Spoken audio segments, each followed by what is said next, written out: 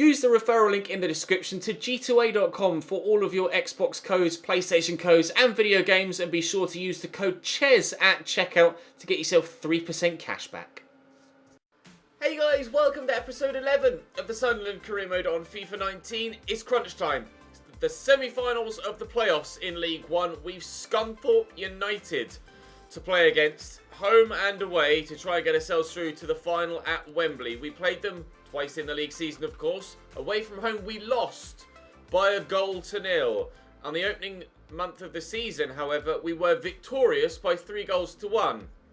Similar results in the playoffs will see us go through on aggregate. So I'd be quite happy for that scenario to replay itself here in the playoffs. We are going to start, though, by trying again to sign Ravel Morrison on a pre-contract. We offered him £6,000 a week last time, and he just straight up turned us down. Didn't want to take any sort of pay cut to come back from Sweden to join us here back in League One. Hopefully back in the Championship. He wants £11,000 a week. I shall remove those bonuses. I'm quite happy to offer him that, though, just to make sure the deal gets done and it is there finalised. I can understand now why he turned down £6,000 a week. He's certainly worth it. He's going to be by far the highest rated player in our side, and with good growth potential too, Ravel Morrison could become quite the integral part to our starting lineup. Right, Scunthorpe away, leg one, let's get it. Thomas into Van Veen, nice tackle by Flanagan, and he's going to be able to run onto that, Flanagan. And I'll play it over the top. They're looking for the run of Will Grigg, who's in behind, keeps his balance really nicely. Will Grigg in the opening 5 minutes scuffs his effort straight at the goalkeeper. I expect better of you, Will. You're one of the best strikers at this level, if not the best striker at this level. You should be burying that every single time. Oh, I can't believe that. I mean, at least it was on target, I guess, to try and find some positive from it, but that is one of the worst connections he's had on a shot all season long. The nerves getting to Will Grigg, it seems. Their effort on target, but comfortable for the keeper too. Nervy times at the beginning of this semi-final, leg one. Sean Maguire went down there holding his face, and he stayed down hurt too. Do not do this to me, Sean Maguire. This is the most important time of the season. I need you up. Get up, Sean. We cannot do this without you. We certainly need you to get up now, because Pablo Fernandes has scored the most ridiculous strike into the far top corner. Scunthorpe lead by 1-0 at Gladford Park. I don't think he could have hit that better. If Will Griggs was a 1% strike, that is a 99%. The connection on that was outrageous. Great first touch, and then he's just rocketed it. That's one hell of a goal. The speed it flies into the back of the net, and Sean Maguire is going to have to come off. Our playoff hopes take a massive hit. Jamal Lowe will come on up top. All of a sudden, confidence plummets. Done with a free kick. Short there to Ratiu. Not many options, though. Here's Gooch. Oh, space. Will Grigg, this time, surely. No, good save by Anik. He struck it very well this time, Will Grigg, but couldn't find the corner. And now on the counter-attack, Van Veen could set through the man in the middle. You've got someone over at the back post as well, and they'll find him. It's Coldclough. It's 2-0 Scunthorpe. From a chance at one end that should have made it 1-1, we find ourselves with twice the deficit. Devastating counter-attack from Scunthorpe United. They lead by 2-0 here in the first leg, inside half an hour. The only silver lining for us is that there's still plenty of time to try and turn it round. Oh dear. Ratiu to Catamol. Grigg is there, but Catamol overruns it. Ojo into Pablo Fernandes, the scorer of their first goal. Reece James intercepts. Out wide here to Jack Clark. Jamal Lowe can run into the space. Still going. Marlowe's fast enough to get away here. Into the middle. Please win this header. Northwick Jackson heads behind. Corner. The end of the first half. Jamal Lowe is up. McMahon beats him in the air, and Jimmy Dunn will recover possession. Come on. We can get one back before half time. We're still in with a chance. And Clark shot blocked. It was meant for Will Grigg. Oh, it's going to go down as a goal kick as well. How is that a goal kick? I've had to kick it against the defender for it to skew off like that. 2-0 down at half-time in leg number 1. A quarter of the way through the tie and a massive mountain to climb. Forward quickly to Lowe. And there's Will Grigg. We'll go to Lowe again. Got the option up wide there in Jack Clark. Need a big second half here from everybody involved. Jack Clark driving into the box. Jack Clark could go all the way. It's deflected and it'll go out for a corner. It'll keep going. Jack Clark, he run in from the left-hand side and cut in. He's going to run all the way across the other side of the pitch to take the corner. It's a decent delivery. It's headed away by Colclough. And he scored their second goal. Oh, 10 minutes into the second half. We are still trailing here. They're making a change. It's Matty Lund coming on for George Thomas. Really up against it here. This is such a challenge. Jamal Lowe, is that a foul? Advantage played. It's going to be a free kick for us right on the edge of the box here. Now, can we get one back from a set piece? Have I got anyone that can take a free kick? Lyndon Gooch has the best free kicks, apparently. We shall try it. It's going to be a tough one. It's in! Lyndon Gooch brings us back into the tie. Scunthorpe 2, Sunderland 1. Game on again! And there's Lee Cattermole on the edge of the box. Cattermole, he scored the occasional belter, but not on this occasion. 25 minutes to go. I'm going to make a change. We're going to take Ratu off. I'm going to bring Max Power on. And I'm going to bring Watmore on for Clark. There'll be the 2 changes that we'll make here to try and get us right back level on the tie. Throw into Watmore. Go short to Cattermole. It's Max Power. Gooch quickly to Grigg. Gooch there again. Lyndon Gooch with a bit of space. Ooh! Over the bar. Took a deflection. It'll be a corner. Max Power delivers. Is whipped well. And the header. Oh, on target from Jack Flanagan. But Jack Anik makes the save. Formerly of Newcastle. Our biggest rivals, of course. So he's got a big incentive here to do well. Jack Anik. But unfortunately, we haven't been able to beat him for a second time yet. And that was really awkward from Max Power. 4 minutes to go. 3 minutes to go, in fact. And it looks like we are going to lose this first leg. But as long as we only lose it by 1, we're certainly still very much in the tie. No away goals, of course, in the playoffs. So we don't have to... we don't have that to fall back on. Should we only win the next game by a goal to 0, it will go to extra time and we won't advance to Wembley on an away goal rule. Trying to come forward on the counter here. Jamal Lowe, I have to do it now, and I haven't been able to have been tackled.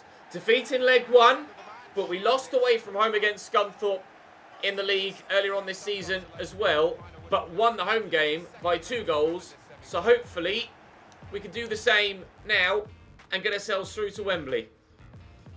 More chances. Do what we did here. We just have to hope that Sean Maguire's not injured for too long. That's something I hadn't thought of. Lee Cattermole picked up a knock in that one as well, but was able to continue. And he's out for 8 weeks. Sean Maguire, no! He will play no further part in our season, Sean Maguire.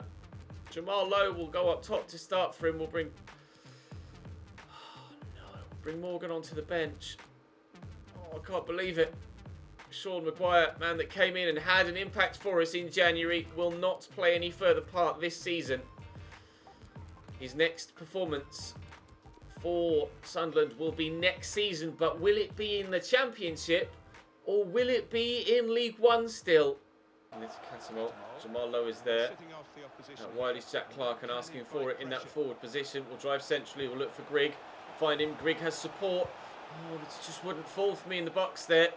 Bouncing around. Well, what a header from their striker there. It's gone to Lyndon Gooch somehow. What Gooch was even doing there, I'm not sure. We'll find Grigg here. Touch was poor. Gooch with the effort. Blocked by McArdle. Hit him in the face. Jamal Lowe might get to that first and hasn't been able to. Adam Hamill wins the foot race. Jamal Lowe still battling hard though, trying to win it back off Borthwick Jackson and does so well, but forces only a throw-in for them rather than us getting the ball back and trying to score again. 22 minutes played in this second leg. No meaningful goal-scoring opportunities for either side yet, although Pablo Fernandez, scorer of their first goal in the first leg. Tremendous goal in that first leg. Trying to spark something here for them. Throw in right by the corner flag for Adam Hamill to take here. We get to that. Pablo Fernandez battling hard, but Lyndon Gooch, whose goal keeps us in the tie. No! How's that gone in? Oh, it felt like it was going in slow motion on its way towards the back of the net there. Van Veen from the edge of the box. You could have, surely the keeper could have just walked sideways and gotten to that. Oh, no way. It's not even right in the corner. That just genuinely felt like it was in slow motion. The Di Canio left-footed volley. And into the back of the net. Hamill. Borthwick Jackson. Win that header. Oh, he hasn't. Colclough locks it down to Thomas. Oh, he scores a belter, Scunthorpe. Are 2 goals clear again. And 3 goals clear on aggregate. What a hit. Might as well bow to the crowd. What can you do about that? One aerial encounter lost, and then he's just smacked it. It's not quite route 1, but probably route 2. Big long ball from up top. 1 knockdown, belts it, top bins. What can you do against that? 2 goals in 5 minutes. Scunthorpe look like they're going to be knocking us out of the playoffs. Sunderland didn't make it to the Championship via the playoffs in real life this season, and it looks like our fate is going to be similar here in the season number 1 of this career mode as well. They've made it to Wembley IRL. It doesn't look like we're going to get that far, but oh man, Scunthorpe, with the quality of goal that they've been scoring, you have to say, deserved the place at Wembley. But I certainly was hoping that if we were going to go out, it wasn't going to be quite so one-sided as it has been so far. There's still time to get us back in it though, but it is going to have to be one hell of a turnaround of record-breaking proportions if we are to get through to Wembley. Corner for Scunthorpe. Adam Hamill to take it. Delivered in well, flicked away by Gooch, but only as far as Thomas. Is Ojo, don't score another long-range goal, please. Get rid of that. Oh, I told him to clear it, Matthews. He just stood there and took a touch. There's still a little bit of time left in the half. Oh, I can't believe he's done that. Go on, Will. Play him through. Come on, then. I'll float it towards the middle, and Lowe was there, but it wouldn't quite fall for him. Please, ref, let me have this chance. Ratu with the turn. Looking into the middle. Cleared off Grigg. There's half-time.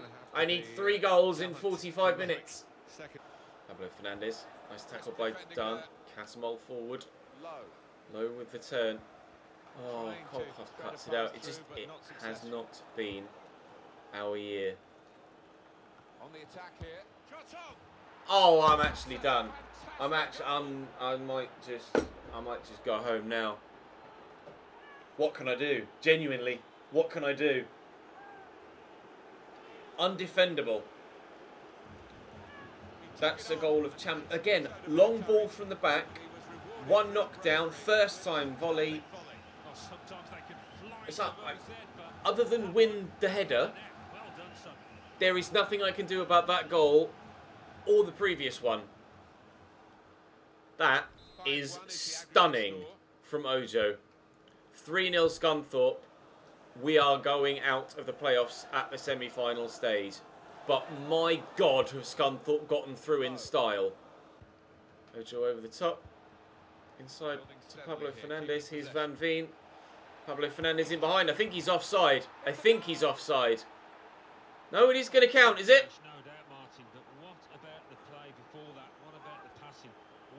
I'm getting destroyed. The biggest game of our entire season, and I am getting destroyed. 4-0. 6-1 on aggregate. If Scunthorpe don't get promoted after this, I'll be furious. As will their fans be. If you win a playoff semi-final in this fashion and don't get yourself promoted at Wembley, what are you doing with yourselves? Ratu, oh, such a heavy touch. We just haven't been on it today. Just not had the quality. I don't think having Sean Maguire would have made any difference. Yes, it was a loss to lose him, but I don't think Sean Maguire would have single-handedly been able to turn this around or even have kept us in it in the first place.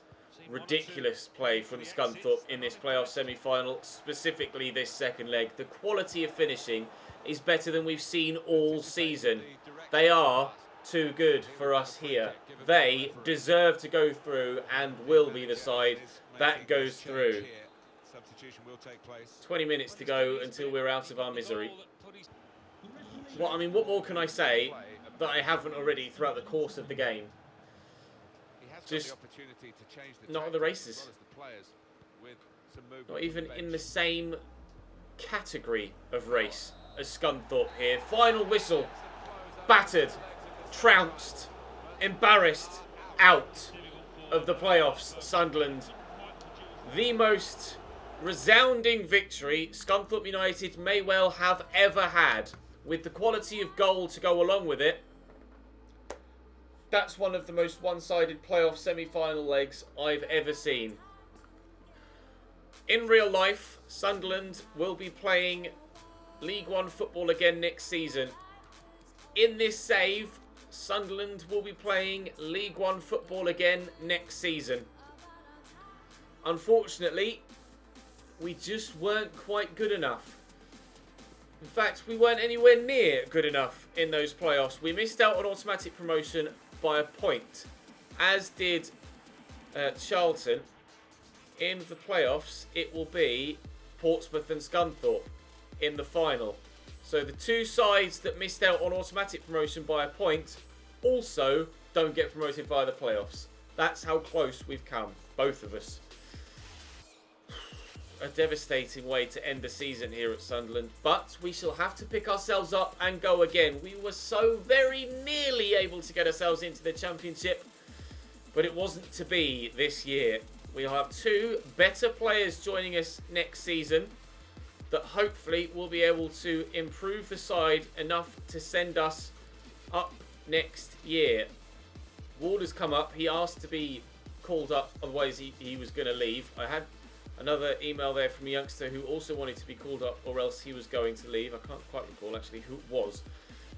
But I have a number of youngsters here that look like they could be pretty decent by the time we finish training. Liam Bennett, I'm still going to continue to train because, his physical stats are decent enough. So technically, if we could just continue to train him, he will become a good player.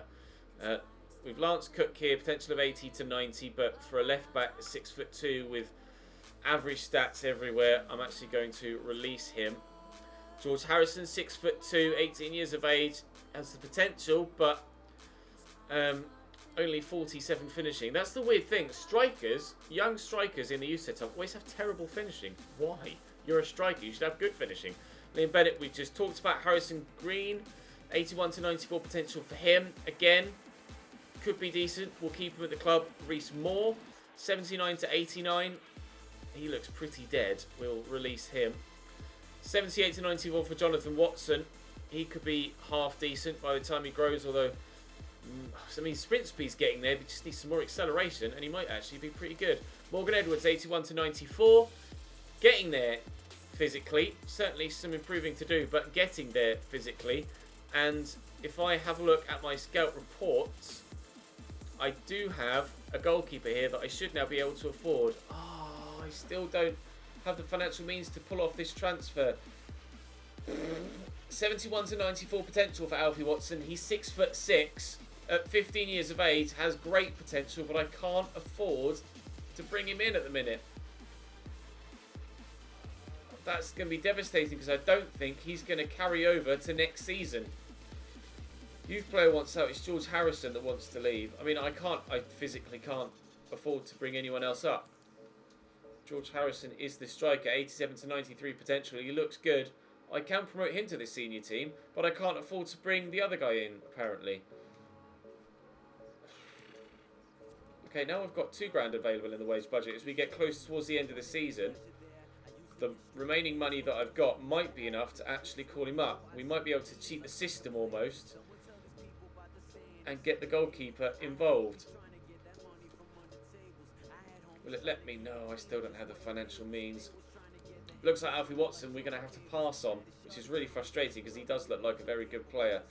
Unfortunately, the season ends in just as frustrating fashion off the field as it did on it. I'll go and get towards the end of the year. We'll train the remaining players for the remaining weeks, and then we'll have a season roundup. Right, we've advanced to the end of the season. Unfortunately, still don't have the financial means to pull off that goalkeeper signing, so just going to have to watch him fade into the distance and hope that he doesn't come back to haunt us later on in the save if he signs for someone else. We'll have a look at the competitions we're involved in, the other competitions around the globe, the bigger ones, of course, that we'd be more interested in, and then have a rundown and see who did well for us this season, who didn't, and have a think about the transfer window for next season. So in League One, Barnsley won the league by 10 points from Luton, as we covered a moment ago. We are out of the playoffs and missed out on automatic promotion by a point, as did Charlton, who also missed out on promotion by a single point and knocked out of the playoffs at the first round, as were we. The FA Cup was won by West Ham. Fair enough. The Carabao Cup was won by Chelsea by 4-0 over Brighton. Checker Trade Trophy, stupid competition, was won by Charlton. At least they won something this year. The playoffs won by Portsmouth. After absolutely hammering me, Scunthorpe couldn't replicate it at Wembley, and it's Portsmouth that are back up to championship level. UEFA Super Cup was won by Real Madrid over Atleti. The Champions League was won by Manchester United by 0-0 over Inter Milan. Wow. Bournemouth beat Barcelona in the Europa League. Scenes you will never ever see in real life. Number 1. Bournemouth 2, Barcelona 1 in the Europa League final. Oh, career mode really is realistic, isn't it? Sometimes you just have to admit, yeah, no, it's definitely a video game. City win the Premier League, Liverpool 2nd, Chelsea 3rd, Spurs 4th, Arsenal only 5th, United only 6th, but they won the Champions League, so they will be involved in it next year. Relegated with Cardiff, Fulham and Newcastle get relegated. Wow. Down. The Mags are down. Interesting. The Championship going up. Leeds United win the league. Aston Villa will join them in the Premier League next season. The one of Stoke, Derby, West Brom and Norwich will go up via the playoffs. Stoke missing out on automatic promotion by goal difference. Joining us in League One next year will be Bolton, QPR and Ipswich. And then in League 2, joining us in League 1 next season will be MK Dons, who got 99 points.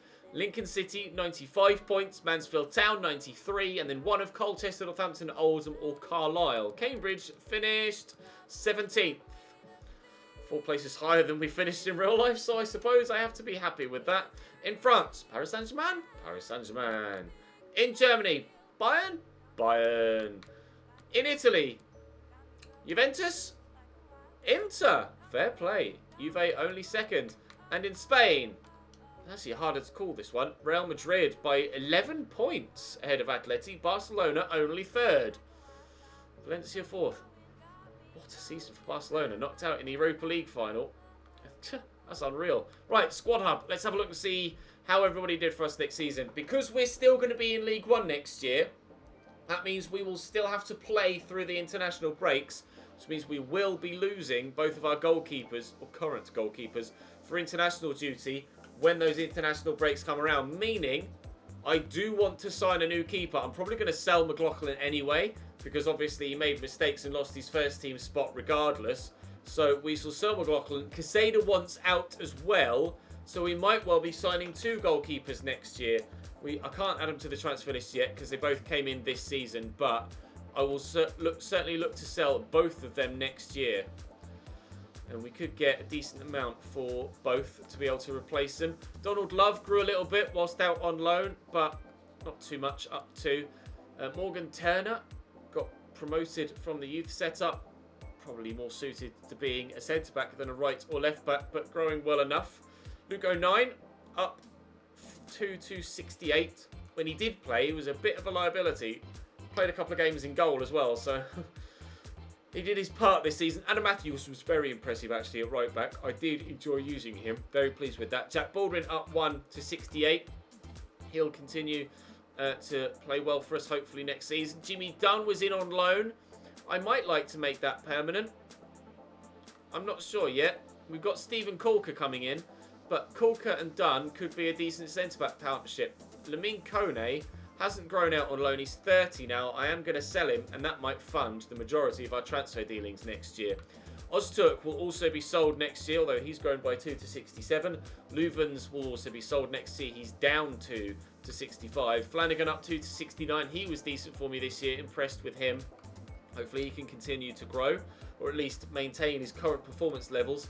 Hume out on loan, up 2 to 63. Reece James, my first team left back, up 2 to 70. We only have one left back at the club after selling Brian Oviedo, so Hume might have to come in and do a job for us as a rotation defender, but hopefully Reece James can play the majority of games. Lee Catamol, 70 rated, slight decline in his stats, but overall very good central midfielder for us, but might now find his first, he played almost 60 games for us this year, might find his first team football next season at a premium, because, well, with Ravel Morrison coming in and other players like Max Power and Drew Yearwood wanting to get first team football, I think it might be time Lee Catamol took a back seat. Max Power played well for me this season when called upon, and hopefully we'll be able to do the same next year as well, might continue to grow as well. Jamie Ward, decent physical stats, although agility and balance are dead. Hopefully, if we can train him, he could be pretty decent. We could also use him at centre back. He can play at centre back, and with 84 strength and 84 jumping and 6'5", perhaps he would be better used at centre back. Low attacking work rate, high defensive. Maybe we should train him as an out-and-out centre back, and then that he'll be able to fill a role. So Kone will go, Ostert will go, Louvens will go. So we'll have Flanagan, maybe Dunn and Baldwin, Stephen Colker, and then Jamie Ward as a backup centre back. Grant Ledbetter, 33, stats plummeting, strength down by 12. I don't understand how being 33 rather than 32 would mean that you instantly become a lot weaker, but regardless, that's the way it is. I'll leave him with the club. There's no point selling because he's not worth much. And also, he moved to Sunderland in real life supposedly to end his career here, so we'll allow him that luxury. Lyndon Gooch with training, up 5 to 73. Superb player for us this year. 6 goals, 5 assists, but overall play much better than even that. Jack Clark with training, up 3 to 70. Hoping to see yet more growth from him next season if possible. 4 assists in 15 League One games for him. Duncan Watmore up 2 to 69. Didn't play as much as initially we thought he might do, but still a decent player for us. Ratiu up 5 with training to 68. Hopefully he continues to grow next year. Would like his defensive stats to improve a little bit if possible. Might actually be Max Power and Ravel Morrison that start next year, and Ratiu will take a back seat on the subs bench. Bali Mumba up 4 out on loan at Accrington Stanley. And you guys told me, and I checked on Sophie, he does have potential to get, I think it was late 70s, it may even be 80 rated. Let me have a look. Bali Mumba, double check. 55 rated to start and potential to get to 80, so we will certainly start training him when he comes back next season. If not, send him out on loan at the very least. Embleton is leaving us. Robson is coming back but will then be sold. Drew Yearwood, 69 rated with training, up to that rating and looking decent actually. So we're set for central midfield next year. If anything, I've got too many centre mids. We may end up selling George Honeyman. Lewis Morgan's in on loan, so won't be with us next year. Maguire will be transferred next season. That will fund some moves. George Honeyman, he's not good. He's got 10 goals, 3 came in pre-season though, but I think all but 1 were in simulated games. George Honeyman just isn't that good, unfortunately. I know he's captain in real life, but I think we're going to sell him. He's worth 1.2 million as well, so we could certainly earn a decent amount from him. I think that's probably the right call. George Harrison, the youngster, called up. An exciting prospect is his tag. 5-star weak foot, 3-star skills. At last, the striker that isn't 1-star from the youth setup. 72 acceleration, 74 sprint speed is okay. Hopefully that grows, as hopefully do his technicals. We shall start to train him next year. 4-star Jamal Lowe. He got 13 goals and 5 assists for us this year. Up 2 to 71 without training. So pleased with him. Not quite as impactful as I hoped he would be, but still a good season. Kimpoyoka, will sell him or send him out on loan. Sterling will leave us as he's going back from his loan spell. Charlie White, I shall sell next year as well. Don't get on with him, he's a lump. Sean Maguire and Will Grigg, obviously both staying and probably will both be my starting strikers to start off with next year again. 23 goals for Will Grigg. 6 in 20 for Sean Maguire for us since coming in. 3 assists as well. 9 goal contributions in 20 games isn't that bad. And 19 goal contributions in 38 games for Will Grigg. Both of them basically 1 goal contribution every other game, which isn't bad at all. A goal contribution every 1 in 2 is not bad for your front line. And Will Grigg is up 1 as well. Acceleration up 2, to 79, which is good. Not expecting too much more growth out of him, but hopefully Sean Maguire will grow a little bit. His stats are improving, but no overall growth. Next season should be promising. We can make a number of changes to the side, and we will need to make a number of changes to the side. But that is where we shall end this episode. Thank you very much for watching. I apologise that we weren't able to do it, but I'm not going to sit here and try and cheat the system and save and reload and go again to ensure that we get promotion. The way things are on this channel, if we don't do it, we don't do it. That's the way it is, just like real life. You have to go again next year, and we will. Automatic promotion, the aim next season. Hopefully we can achieve that. I'll see you in the next